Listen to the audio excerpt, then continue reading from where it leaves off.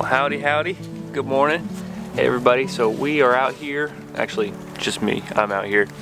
And I'm digging a little hole in the garden. Why in the world am I doing that? Today I wanted to share a quick tip with you all, a kind of an alternative to compost. So here's the deal. We all have kitchen scraps. We all have stuff coming out of our kitchen that we don't really want anymore. Kind of like these things. I've got, what do I have here? Got a bagel, butternut squash that got a hole in it, and some bad sweet potatoes, some bad grapes, and actually some meat right there, some chicken.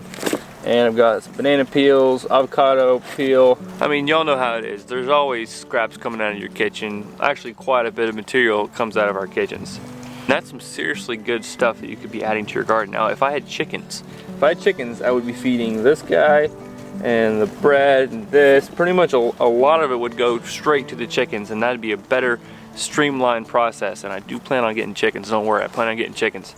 But in the meantime, pretty much all this is going out into the garden.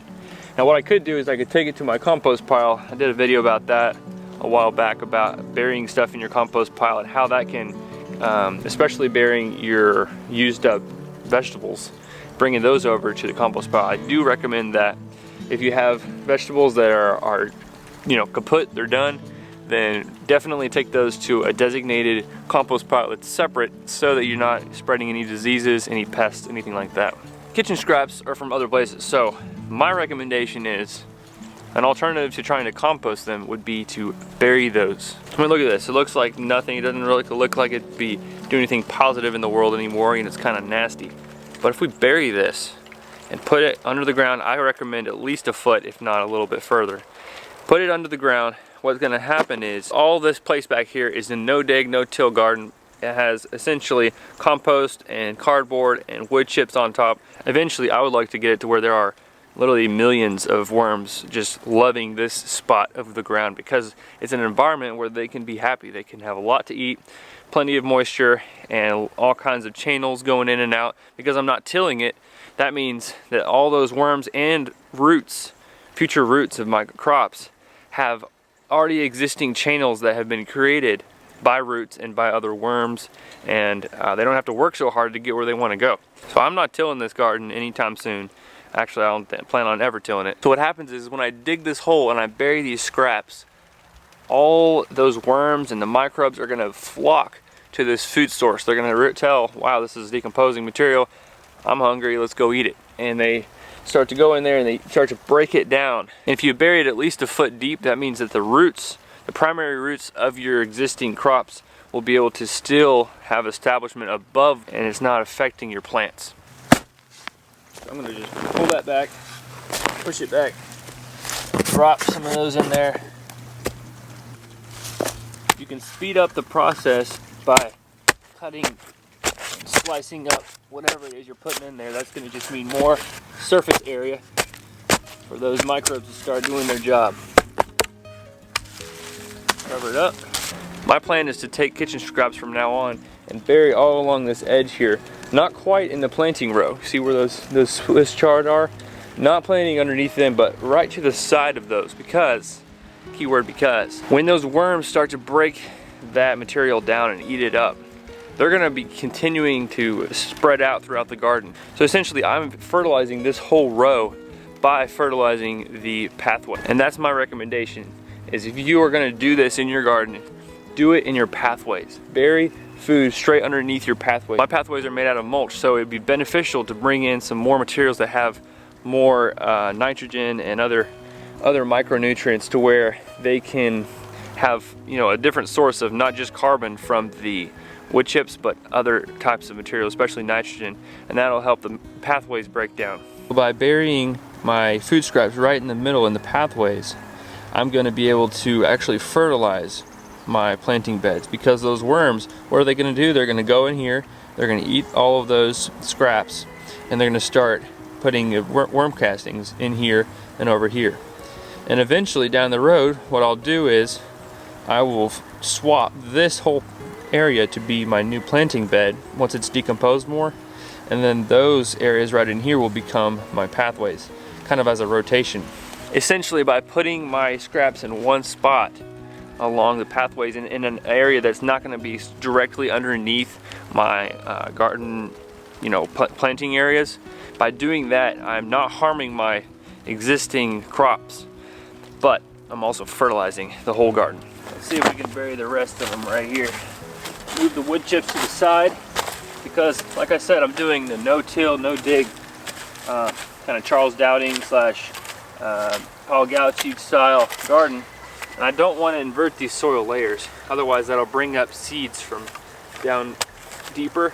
So I'm going to get down to where my compost is, move that to the side, and then once I get to the real original dirt soil, I'll pause and actually dig it out.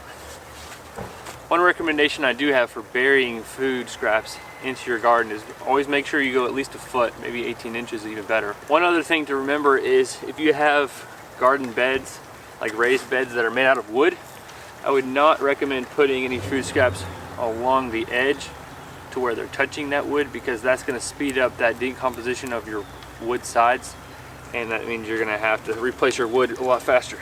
So try to put your food scraps in the middle of your garden beds if you are going to put it into your garden beds. Your raised beds, I mean. We got this. It's looking good here. Let's go ahead and move it to the side. Now, this guy is pretty chunky, and I would rather make it decompose a lot faster. What I'm going to do is put it in here, cut it up. Cut it up. Now, these seeds might sprout, right? These probably will, actually, these butternut seeds. And I'm okay with that. They come up, they're easy to cut out. But keep that in mind, you might get some volunteers from your kitchen scraps. Go. There goes the rest of it. Oh yeah, I've got all kinds of good stuff. Now keep in mind, see this meat right here? That is sometimes a problematic thing, because if you don't go deep enough, predators or pests and dogs and stuff will come in, they'll dig out your garden. So just keep that in mind. If you're gonna put meat in there, try to keep it deep, and you might even think about putting like a grate over it. I'm gonna see if this works, and if animals come in here and dig, I'm all right with that. It's okay.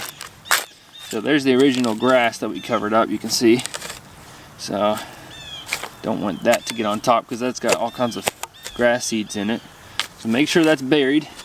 I've got all the original soil that's buried. Let's see over here, I buried some material a little bit ago. See these guys? So some like kind of diseased collards.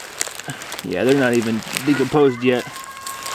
You can see it takes a little time. Like these guys, they just got buried and they're still actually kind of alive because I didn't cut that. Probably should have cut that so they'd start dying quicker. But it'll take a little while. But in the summer, this whole process is a lot faster. There we go. Another thing is you can bury kitchen scraps into your wood chip piles. But I really like to put it straight into the garden, especially those pathways. Keep that trick in mind. If you put those kitchen scraps right into your pathways, it's almost like fertilizing the whole garden. It's perfect. If y'all think about it, as gardeners and as soil stewards, we don't have to be wasteful. Get it in there. Cover up the original soil with the compost, and then put the wood chips on top. Compact it down a little bit. Hoping the dogs don't smell it. They probably will. But there we go. Just compact it down a little bit. You don't want to make it super tight. There we go. It's like it was never there, but it was. Good stuff. I buried him right there, and we'll be working our way this way.